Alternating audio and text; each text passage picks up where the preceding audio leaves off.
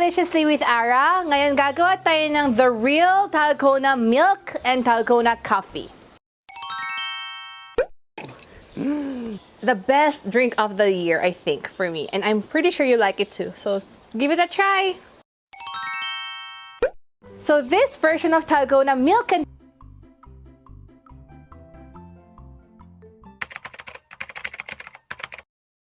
Dalgona coffee, we're gonna be using the real Dalgona. Dalgona is actually a Korean traditional word for Ppopgi. It used to be one of our childhood snacks or childhood candy, wherein we just used actual sugar and baking soda to make para siyang candy, caramelized candy that we used to buy from schools or sari-sari stores and stuff like that.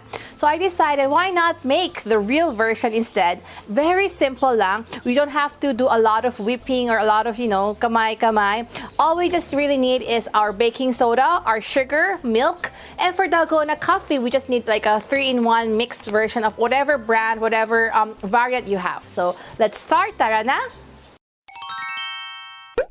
So when we make Dalgona or Ppopgi, you have to use you can use making a sandok, but be careful to use a stainless sandok or a sandok na pwedeng masira agad. Don't use the expensive ones because sometimes there's a tendency that we can burn it and magagalit yung mga nanays natin, which happened a lot to us when I was a kid.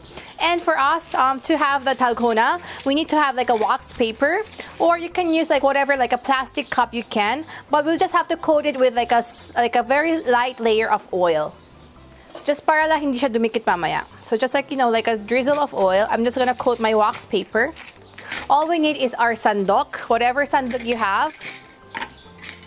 Whatever kind of sugar, brown, white, it doesn't matter. So we're gonna put around 2 tablespoons of brown sugar. Or 3, basta anong kasya ng inyong sandok. So we're gonna be melting our sugar sa very low fire. So dahan-dahan lang. And then, if you have a wooden chopsticks, or you can use even a spoon, pero I prefer wooden chopsticks, we just have to continually stir it. Be careful na hindi siya masusunog.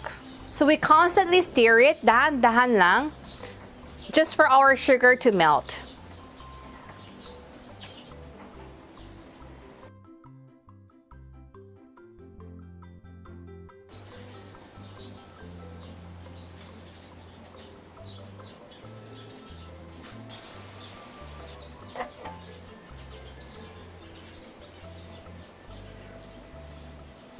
So just keep stirring it hanggang matunaw na tunaw yung ating sugar. So if you're using washed sugar like mine, it will be medyo caramel yung color. But if you're gonna use white, it will be medyo clear. So just keep watching it, and then if ever you think na masusunog siya, just lift your sandok upwards just to keep it away from getting burned.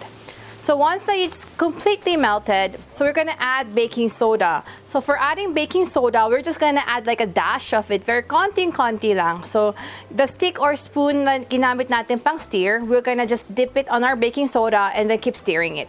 But be careful because once na mag-add ng baking soda, parang magpa-puff up siya. So let's add isang dash, and then we'll just keep stirring it. Halo-halo lang. Then we bring it back to the fire, and you'll see na medyo yung color niya magiging parang, how do you call it? Basta magiging parang Dalgona coffee, right? Dalgona color. So just keep stirring it until magpa-puff up.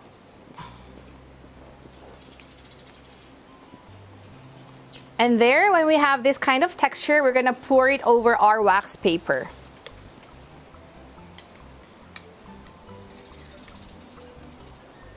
And then we're gonna spread it out with our spoon.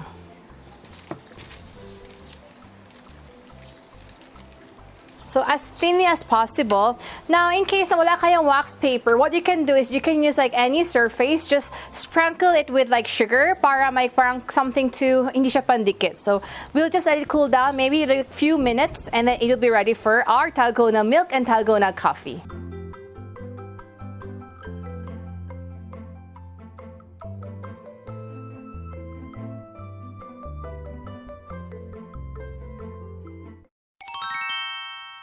So after around couple minutes, pag medyo lumamig na, titigas na yung ating Dalgona. This is actually the real Dalgona or Ppopgi. So this used to be our candy. What we're gonna do is, we're gonna put it like on a bowl para i-break natin siya ng konti dahil ito itatopping natin mamaya sa iced milk or iced coffee mamaya.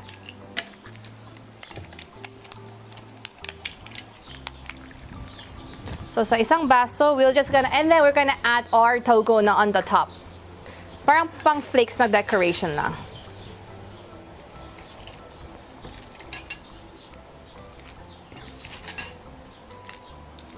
So here we have our Dalgona milk, and we're gonna make the Dalgona coffee or Dalgona latte, I think.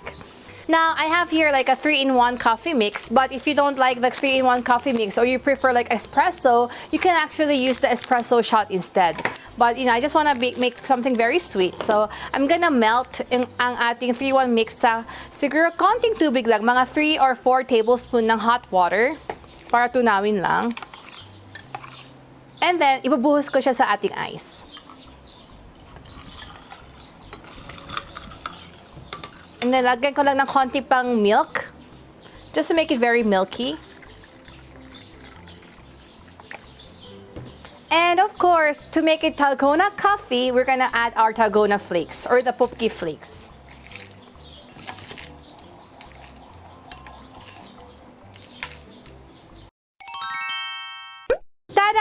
Here is our Dalgona milk and Dalgona coffee. Very simple version, and I think this is like the real version. So enjoy your drinks. Wow. A lot of us are craving right now for something cold kasi of course, lahat tayo nasa bahay lang. I think this is like the best thing we can come to, or actually better than any of the drinks that we normally got from like, the popular coffee chains. Very creamy, but in Dalgona flakes, it gives you like parang layer of this crispiness, parang caramel version na you really have to try to know it. It's like the best thing you can have in your home. Relieves all your stress and caffeine kick. Ang galing. Now we're gonna try our Dalgona milk. This reminds me of, the brown sugar series that we normally got from these popular milk tea shops. A lot better. I think you'll love it so much. A lot better than any of the drinks you can find.